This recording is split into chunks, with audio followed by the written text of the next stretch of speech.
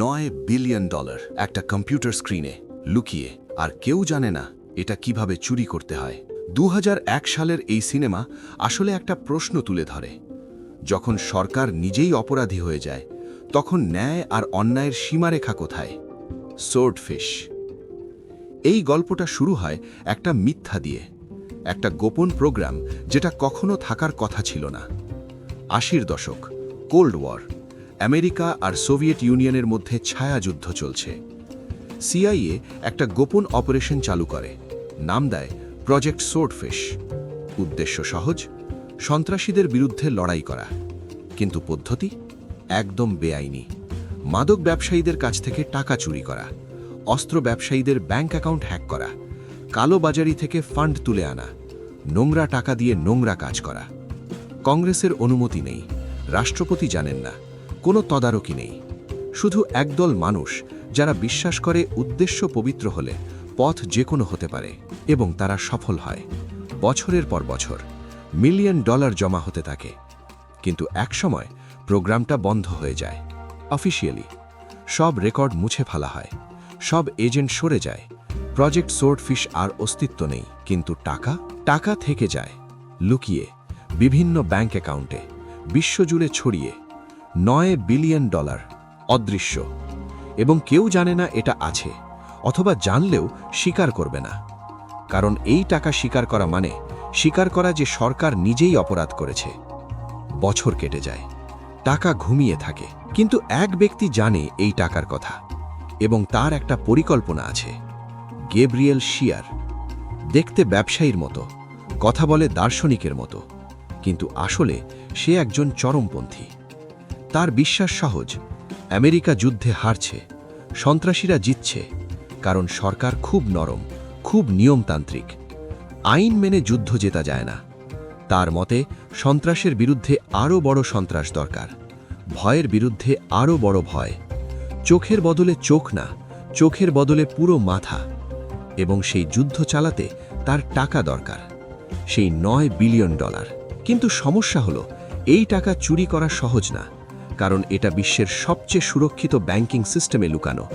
Multilayer encryption, 128-বিট security code, ফায়ারওয়ালের পর firewall. এই system ভাঙতে পারবে এমন হ্যাকার পৃথিবীতে হাতে গোনা, এবং গ্যাব্রিয়েল তাদের একজনকে চেনে, স্ট্যানলি জবসন। একসময় পৃথিবীর সেরা হ্যাকার ছিল। এমন কোনো সিস্টেম নেই যা সে ভাঙতে পারেনি। কিন্তু তার জীবন ধ্বংস হয়ে গেছে। কয়েক বছর আগে এফবিআই তাকে ধরে ফেলে একটা সরকারি নেটওয়ার্ক হ্যাক করার জন্য। জেলে 2 বছর কাটিয়েছে, এবং এখন বাইরে, কিন্তু জীবন আর আগের মতো নেই। কম্পিউটার ছোঁয়া নিষিদ্ধ, ইন্টারনেট ব্যবহার নিষিদ্ধ, চাকরি পাওয়া অসম্ভব। তার স্ত্রী তাকে ছেড়ে চলে গেছে, তার মেয়েকে নিয়ে, এবং এখন মেয়েটা এক মাদকাসক্তের সাথে থাকছে। এবং স্ট্যানলি কিছুই করতে পারছে না, কারণ তার কোনো টাকা নেই, কোনো ক্ষমতা নেই, কোনো ভবিষ্যৎ নেই। সে একা, হতাশ, ভাঙা। এবং ঠিক তখনই একজন মহিলা তার কাছে আসে, জিঞ্জার নোলস। সে স্ট্যানলিকে একটা অফার দেয়, একটা কাজ যেটা করলে সে $10 মিলিয়ন পাবে, এবং তার মেয়েকে ফিরে পাবে, নতুন জীবন শুরু করতে পারবে।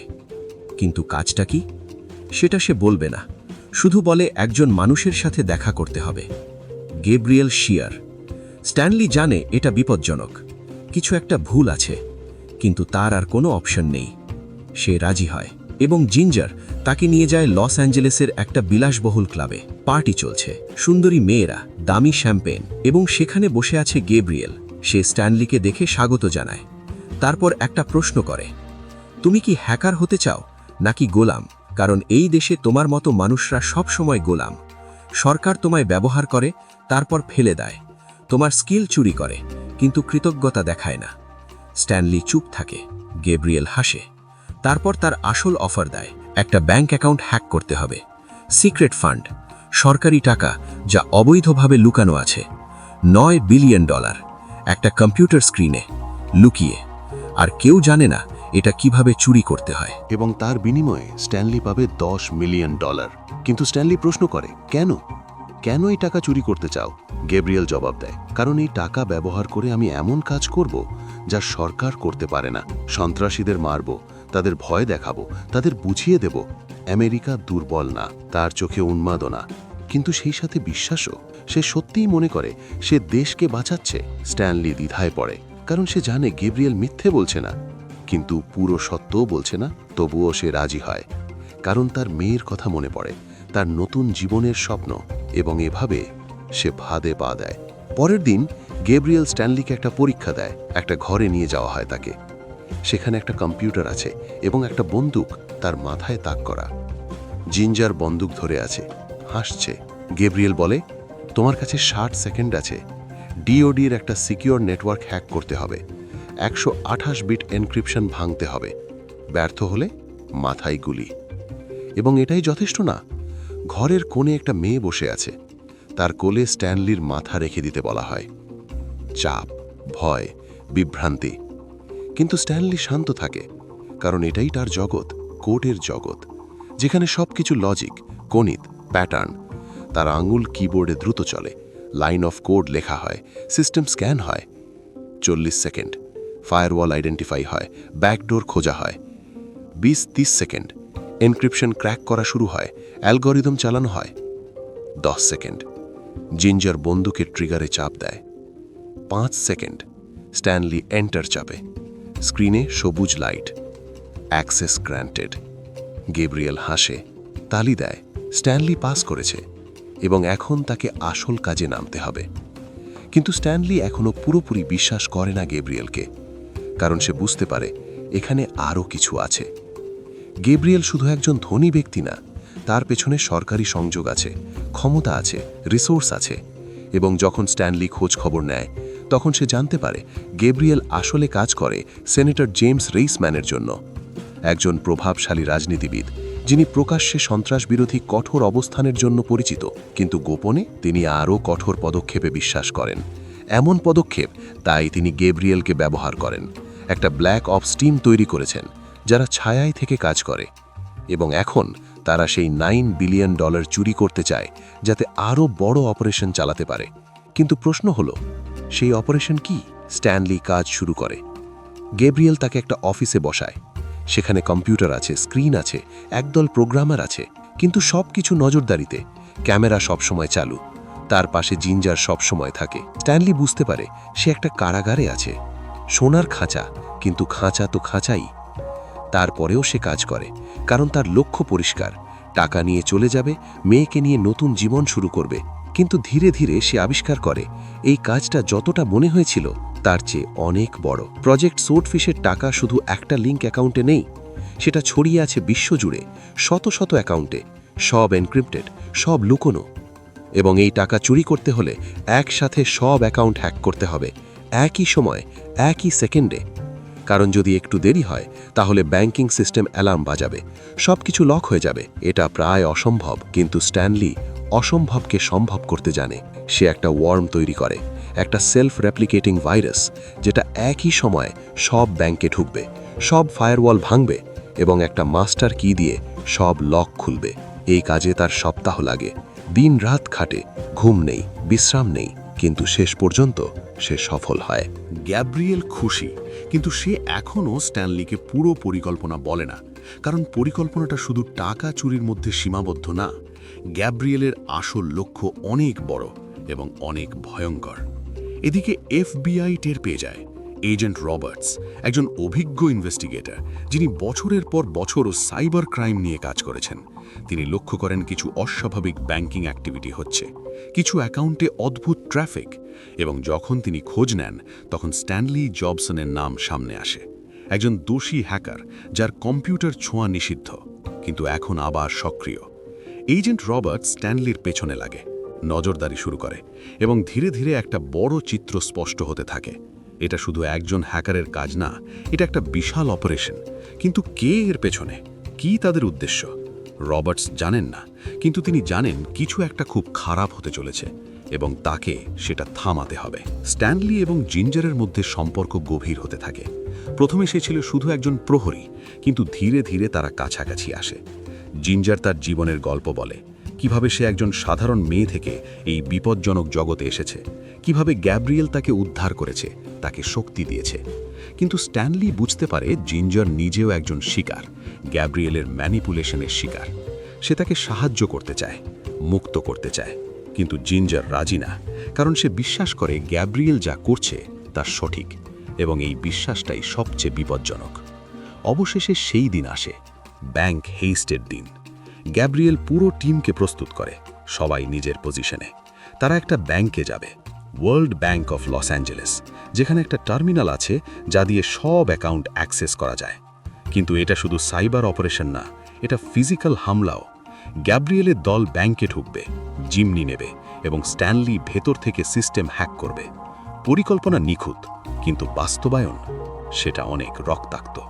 সকাল 10টায় গ্যাব্রিয়েল এবং তার লোকেরা ব্যাংকে ঢোকে, সশস্ত্র, প্রস্তুত। তারা সবাইকে মেঝেতে শুইয়ে দেয়, জিমনি ননায়, ভয় দেখায়। স্ট্যানলিকে একটা কম্পিউটার টার্মিনালে বসিয়ে দেয় এবং বলে, এখন কাজ শুরু করো। স্ট্যানলি কাজ শুরু করে, তার ওয়ার্ম লঞ্চ করে। সেকেন্ডের মধ্যে ভাইরাস ছড়িয়ে পড়ে বিশ্বজুড়ে। শত শত ব্যাংকে ঢুকে, ফায়ারওয়াল ভাঙে এবং টাকা ট্রান্সফার হতে শুরু করে।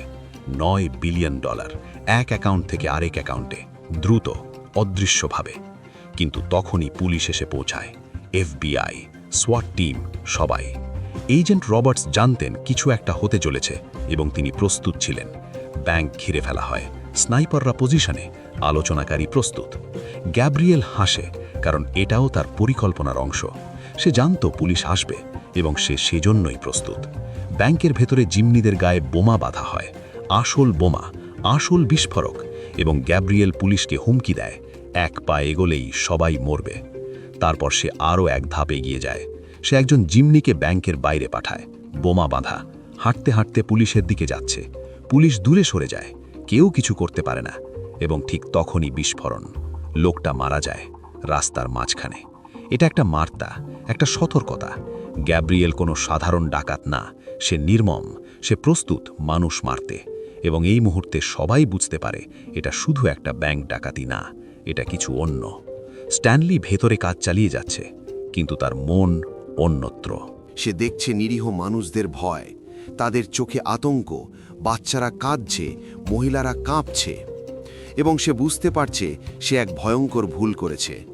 টাকা, মেয়ে, নতুন জীবন, সব কিছু মিথ্যা মনে হচ্ছে এখন, কারণ এর দাম খুব বেশি। কিন্তু এখন পিছু হটার উপায় নেই। ব্যাংকের বাইরে এজেন্ট রবার্টস পরিস্থিতি বিশ্লেষণ করছেন। তিনি জানেন গ্যাব্রিয়েল কোনো সাধারণ অপরাধী না, তার কোনো দাবি নেই, কোনো শর্ত নেই, সে শুধু সময় নিচ্ছে। কিন্তু কেন, কিসের জন্য অপেক্ষা করছে? তখন রবার্টস বুঝতে পারেন ব্যাংক ডাকাতি আসল লক্ষ্য না, এটা একটা ডাইভারশন। আসল কাজ অন্য কোথাও হচ্ছে, কিন্তু কোথায়? ব্যাংকের ভেতরে স্ট্যানলি ট্রান্সফার শেষ করে। $9 বিলিয়ন এখন একটা অফশোর অ্যাকাউন্টে, সম্পূর্ণ আনট্রেসেবল। গ্যাব্রিয়েল খুশি, মিশন সফল।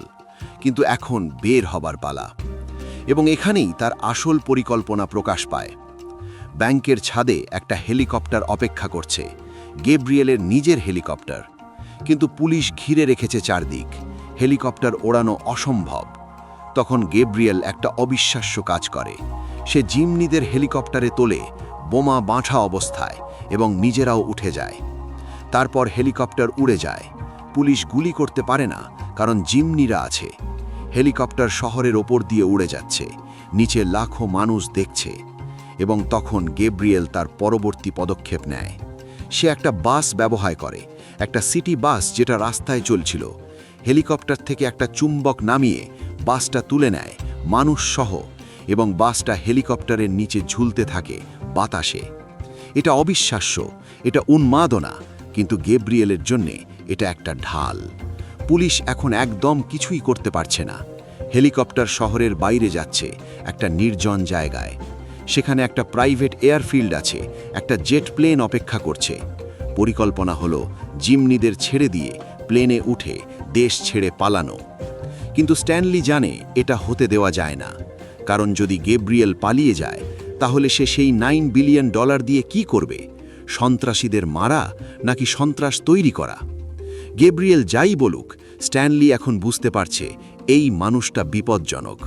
তার উদ্দেশ্য হয়তো ভালো ছিল এক সময়, কিন্তু এখন সে শুধু ক্ষমতার নেশায় মত্ত।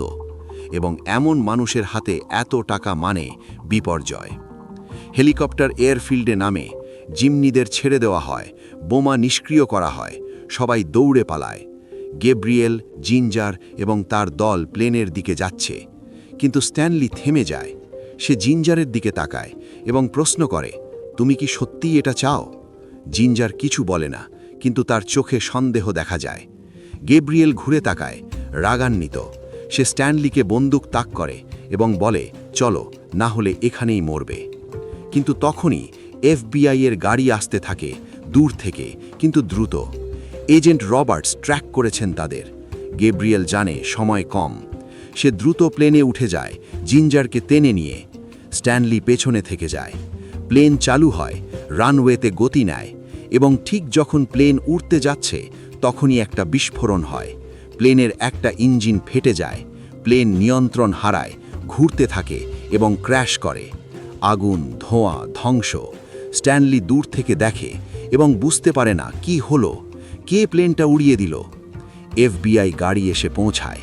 এজেন্ট রবার্টস নামেন। তিনি স্ট্যানলির কাছে আসেন এবং প্রশ্ন করেন, তুমি কি জানতে? তুমি কি করেছ? স্ট্যানলি মাথা নাড়ে, না। রবার্টস বলেন, তুমি একজন খুনিকে $9 বিলিয়ন দিয়েছ? কিন্তু স্ট্যানলি প্রশ্ন করে, তাহলে প্লেন কে ওড়ালো? রবার্টস চুপ থাকেন, কারণ তিনিও জানেন না। প্লেনের ধ্বংসাবশেষ থেকে লাশ বের করা হয়। গ্যাব্রিয়েলের লাশ পাওয়া যায়, পুড়ে গেছে, কিন্তু চেনা যায়। কিন্তু জিঞ্জারের লাশ পাওয়া যায় না। এবং যখন তারা প্লেনের ব্ল্যাক বক্স চেক করে, তখন একটা অদ্ভুত জিনিস বের হয়। বিস্ফোরণটা কোনো বাইরের হামলা ছিল না, এটা ভেতর থেকে হয়েছিল। কেউ একজন প্লেনে বোমা লাগিয়ে রেখেছিল এবং সেটা রিমোটে বিস্ফোরণ ঘটিয়েছে। কিন্তু কে? স্ট্যানলিকে আটক করা হয়, জিজ্ঞাসাবাদ করা হয়। সে সব কিছু বলে, গ্যাব্রিয়েল সম্পর্কে, প্রজেক্ট সোর্ডফিশ সম্পর্কে, সেনেটর রেইসম্যান সম্পর্কে। কিন্তু FBI তাকে বিশ্বাস করে না, কারণ যখন তারা সেনেটরের কাছে যায়, তিনি সব কিছু অস্বীকার করেন। তিনি বলেন গ্যাব্রিয়েল একজন পাগল ছিল যে নিজে নিজে কাজ করত। আর স্ট্যানলি, সে একজন দোষী হ্যাকার যে নিজেকে বাঁচাতে মিথ্যা বলছে। কোনো প্রমাণ নেই, কোনো সাক্ষী নেই, কোনো রেকর্ড নেই। প্রজেক্ট সোর্ডফিশ, সেটা কখনো ছিল না অফিসিয়ালি। $9 বিলিয়ন, সেটা খুঁজে পাওয়া যাচ্ছে না। সব কিছু অদৃশ্য, এবং স্ট্যানলি বুঝতে পারে সে একটা ফাঁদে পড়েছে, একটা খেলা যেটা সে কখনো জিততে পারবে না। কারণ এই খেলা শুরু থেকেই সাজানো ছিল। কিন্তু কার দ্বারা? কয়েক সপ্তাহ পর স্ট্যানলি জামিনে বের হয়। তার বিরুদ্ধে এখনও অভিযোগ আছে, কিন্তু প্রমাণ কম।